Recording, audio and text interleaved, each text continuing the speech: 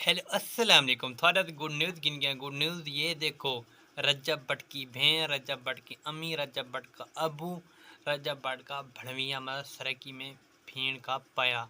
वो उसके साथ कितना प्रोटोकॉल है। वो किस लिए?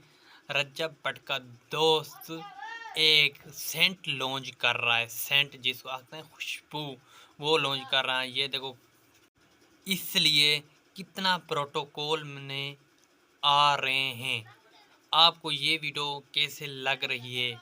इसलिए उसने अपने दोस्त के साथ वादा किया। उसने आका है, जब भी करोगे सेंट लॉन्च मुझे लाजमी बुलाना। इसलिए रजब भट्ट की मजबूरी, उसने अपनी बहन को, अपने भणवैये को, अपनी अब्बू को, अपनी अम्मी को लाजमी पट्टा है। उसने आका लाजमी हाज़िरी देना, उसका सेंट लॉन्च करना है। सेंट का मतलब होता है इसकी लिंक लगाओ। इसकी लिंक लगा के हर कोई सेल गिनेगा, मतलब इस तरह की माध्यम।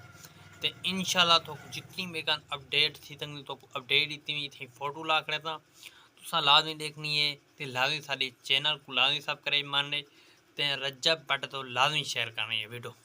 ओके, मैं कोई गलत कोई कुताई कोई भी गलती कुताई थी मुझे तब मेरी माजरत। ओके, कोई गलत कर हूँ था मैं।